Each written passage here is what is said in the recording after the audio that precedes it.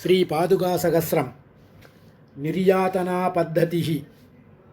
श्रीमान् वेङ्कटनाथार्यः कवितार्किककेसरी वेदान्ताचार्यवर्यो मे सन्निधत्तां सदा हृदि। अभिषेकोत्सवात्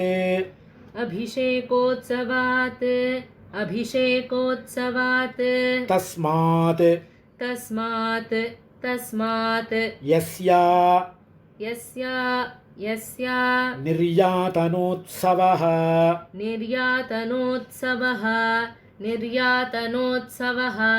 अत्यरिच्यत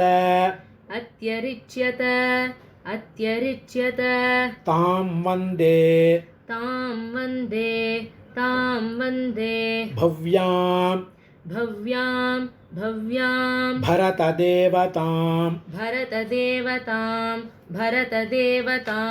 उपास्य वर्षाणि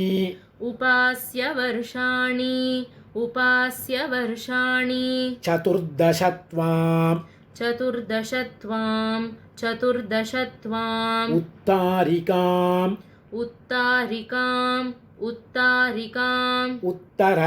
उत्तरकोसलस्थाः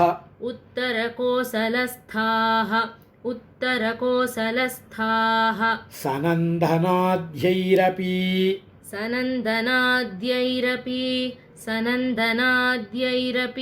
दुर्विगाहं शान्तानिकं लोकमवापुरग्र्यं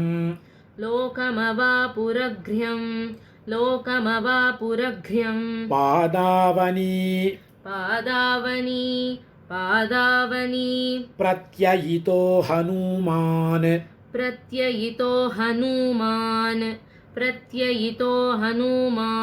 सीतामिव त्वं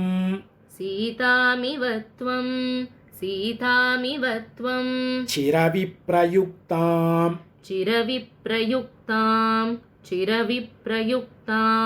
प्रणम्य पौलस्त्य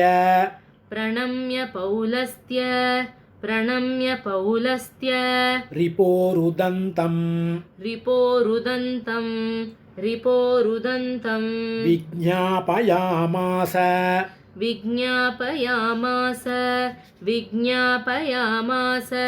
विनीतवेषः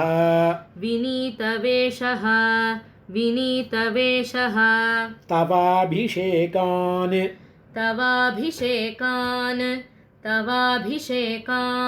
मणिपादरक्षे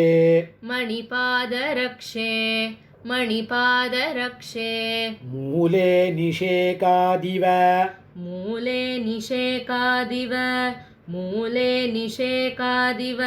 वृद्धियोग्यात्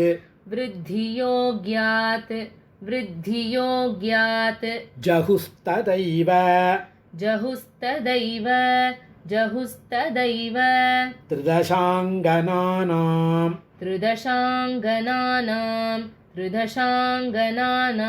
प्रम्लानतां पत्रलताङ्गुराणि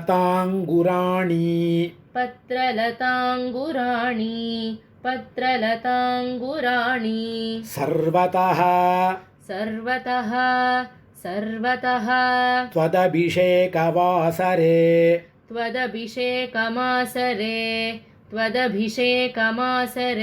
सम्यक् युद्धृत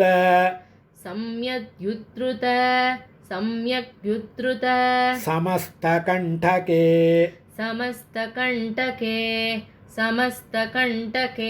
राघवस्य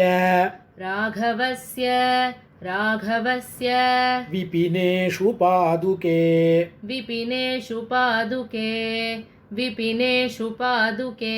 यत्र कामगमता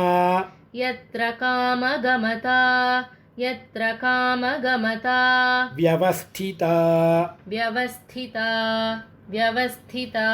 किं चतुर्दशभिः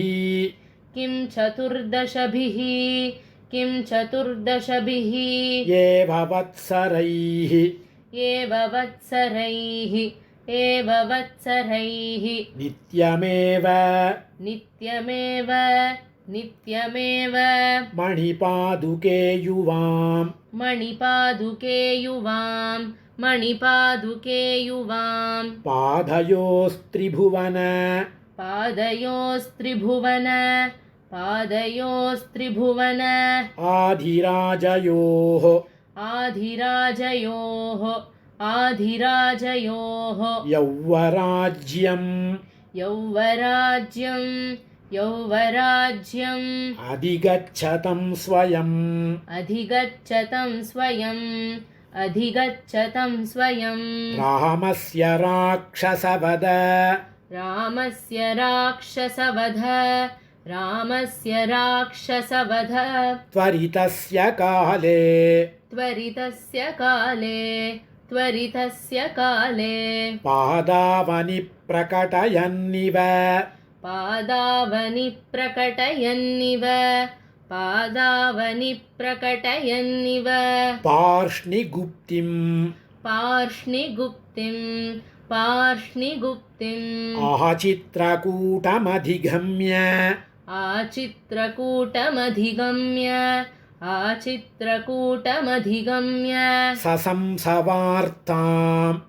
शशंसवार्तां शशंसवार्ताम् अव्याहतत्वदभिषेक अव्याहतत्वभिषेक अव्याहतत्वदभिषेक मृदङ्गनादः मृदङ्गनादः मृदङ्गनादः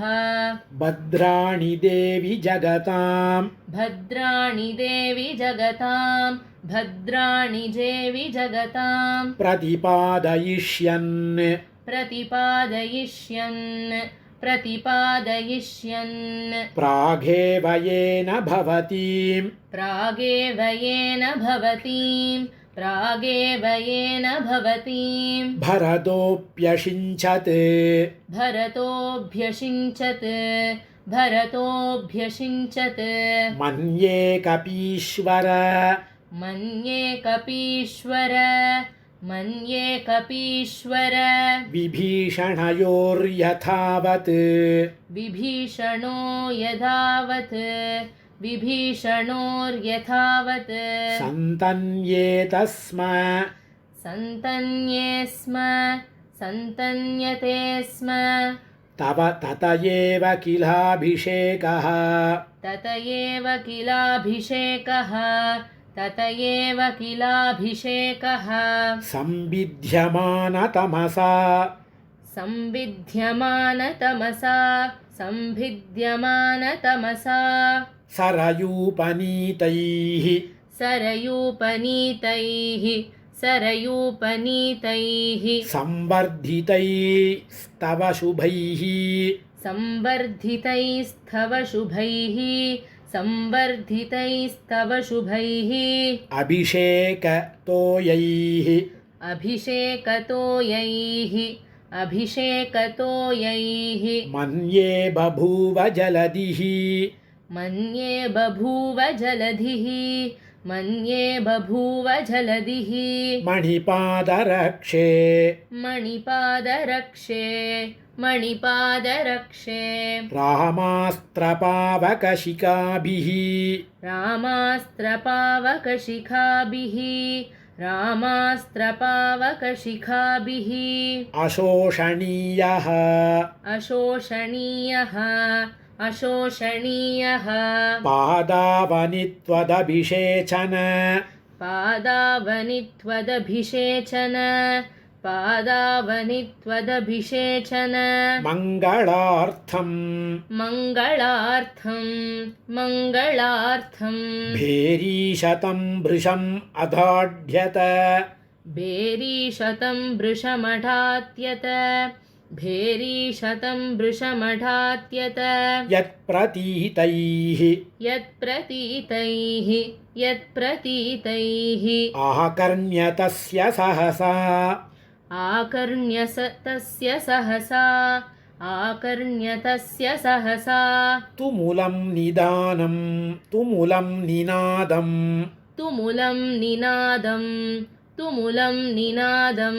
लङ्काकवाटनयनानि लङ्काकवाटनयनानि लङ्काकवाटनयनानि निमीलितानि निमीलितानि निमीलितानि